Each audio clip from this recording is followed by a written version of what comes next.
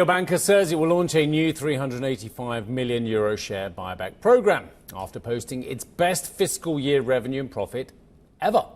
The Italian lender is now forecasting earnings per share to grow between 6 to 8% this year. Alberto Nagel is the CEO of Mediobanca and joins us now. Alberto, always good to catch up. We always learn something. So look, in terms of where you're at now, compared to where you want to be under your one brand, one culture strategy. The numbers look very solid today. The market has really appreciated what you're trying to do this year. Shares up dramatically as well. How far are you away from where you need to be over that 3-year period? Good morning. Thank you for having me. Well, we are quite advanced compared to our initial expectation, and this is on the back of more favorable environment, where in terms of net new money, the strength of our brand and the positioning of our wealth management is stronger than expected. And also in CIB, we had a very positive mood in the last couple of quarters. And if you add also the performance of our consumer finance and insurance, this brought an overall beat compared to our expectations. So we do think that even this year, we can be a very nice growth story in terms of revenue, but also in terms of return to shareholders. In terms of one area you did mention, you mentioned CIB and consumer financing, but you haven't drilled in specifically yet on wealth management as well. A key priority to grow that as well. What's the competitive environment like? Because I've got to be honest, Alberto, I don't speak to anybody in that area that isn't trying to grow that aggressively. It must be a very competitive field at the moment. Yes, it's very competitive, but if you see our numbers, we grew bottom line by 29%, and we grew our AUM base by more than 10%, with more than 8 billion of net new money.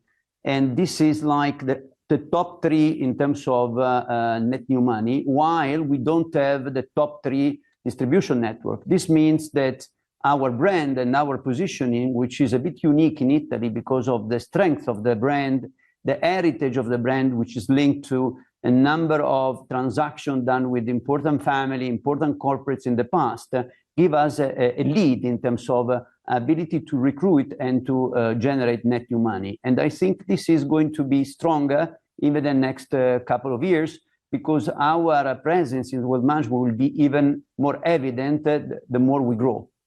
Yeah, so Italy, as you know, is a big market in terms of saving, has a 5 trillion of saving available, and Mediobanca is a very well-known brand in Italy. Yeah, Alberto, I mean, outstanding fourth quarter growth there that you make a note of as well, but wanted to find out if your appetite has grown for more acquisitions as the macro improves, albeit, of course, marginally. So when you look at our story, as we grow so fast in terms of organic net new money, you need always to compare what it takes to distract the organic growth in terms of potential M&A. And you come to the conclusion that today there are very few, if any, assets available, and the valuation are very high. So basically, today we are very much focused on gaining traction on our plan and growing even faster than 8 to 10 billion of net new money. And if then there are some available, target of M&A available, we will look for them. But today, honestly, either they are not there or they are very expensive, and hence there is no point in going after them. Yeah, Alberto, some of the political factors, whether it be out of France or even now, as you can see, out of the United States, then, has that had to make you change your strategy a little bit across Europe and the US in any way? And are you seeing those markets have major influence for you? Well, in France, we have seen widening of certain credit spread and some assets under pressure. Now, the market is more in a wait-and-see mood to see what happens with the new government, and in particular with the new presidential election. So we do expect that the investor may take a pause on France up until the situation is more clear.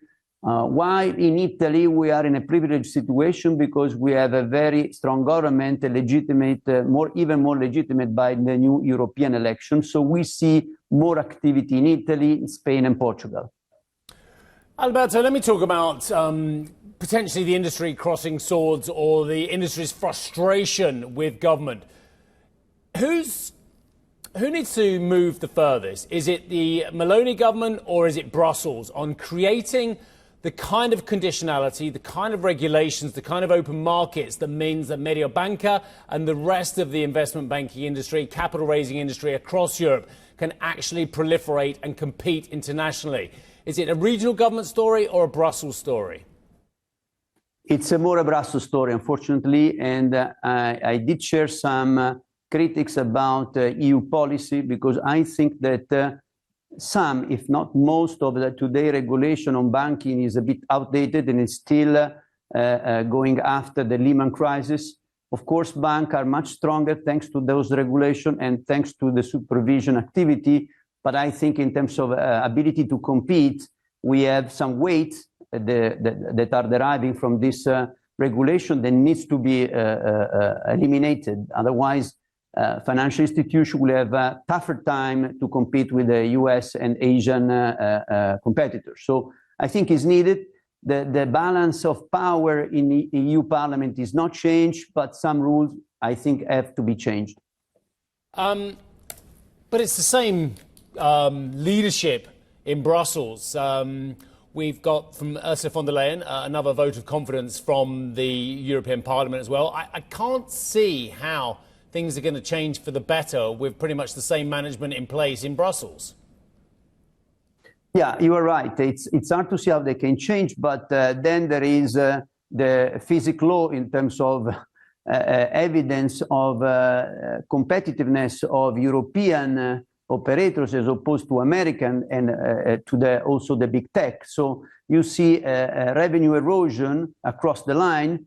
You see losing market share. So there should be a wake-up call in Brussels about what has to be done to make the financial sector more competitive, to have less intrusive rule in terms of ability to develop the banking activity and not only play on a defensive mode.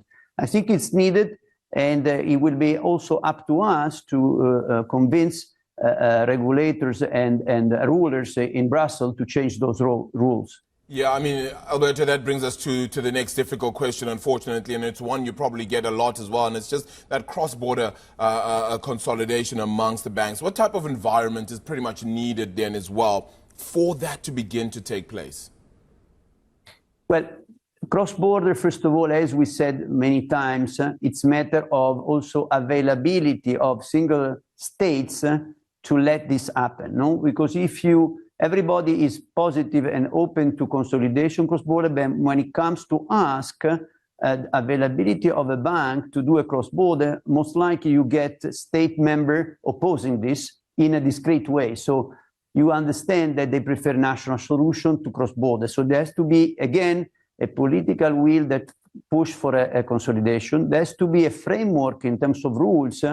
Again, national rules and local regulators are, for the time being, in many cases, doing a sort of balkanization of liquidity and capital that cannot be shifted from one country to the other. So avoiding this kind of local constraint and going towards a banking union is needed.